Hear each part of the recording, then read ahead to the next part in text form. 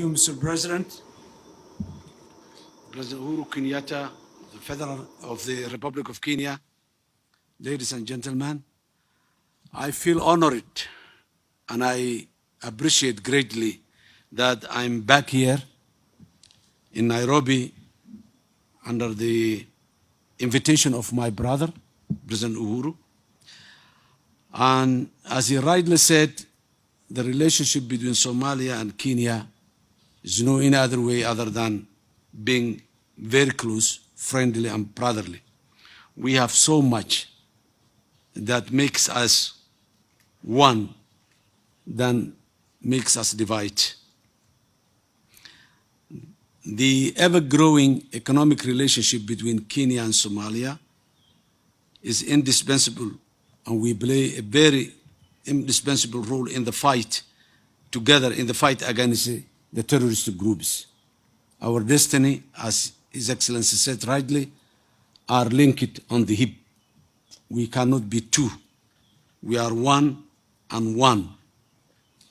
Kenya and Somalia has been neighbors for a long time in the history and will remain neighbors.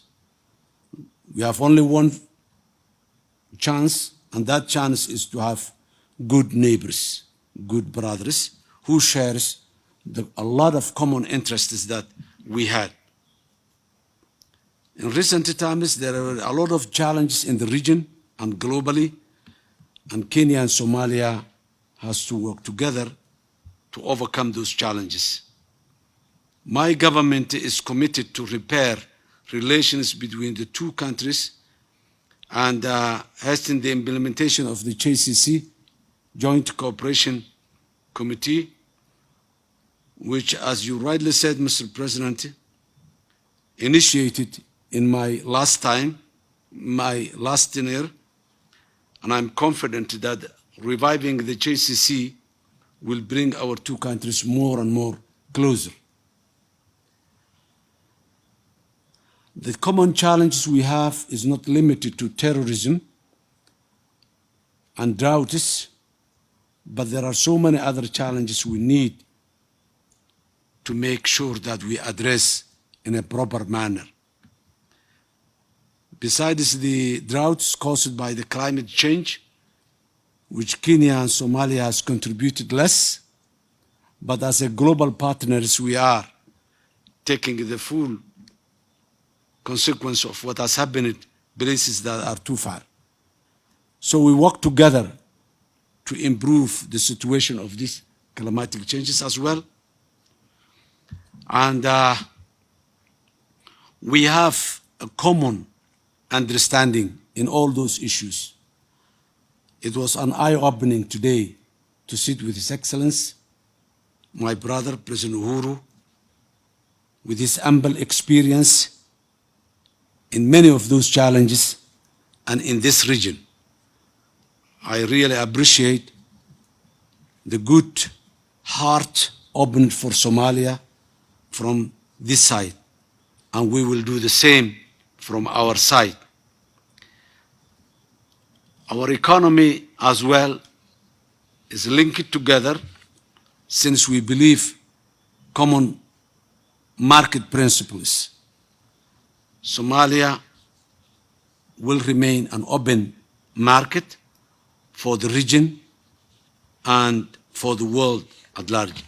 My motto during the implementation, during the election time in Somalia was Somalia in peace with itself and in peace with the rest of the world. And that rest of the world starts with our neighbors and our region. Somalia has many challenges, and I'm glad today to hear His Excellency's commitment that Kenya will further increase the level of cooperation, the level of support given to Somalia. I'm glad that we have common understanding and agreed upon the movement of our people and the movement of goods and trade between our two countries. We have so many things to share on both sides of the border, and there is no reason not to share or not to do that. both our agencies in terms of security, in terms of the droughts, the humanitarian agencies, both sides of the border, will work together and will establish a common standing committee to address the challenges of the drought. Since both sides of the border are living the same people, we have to work in the same manner and to address the challenge we had in the same manner. Again and again, I would like to say thank you very much, Your Excellency, and I really appreciate the welcome reception that I have been given to me and to my people. I really feel honored to be here in Kenya and in particular in the State House with your presence. I thank you, Mr. President.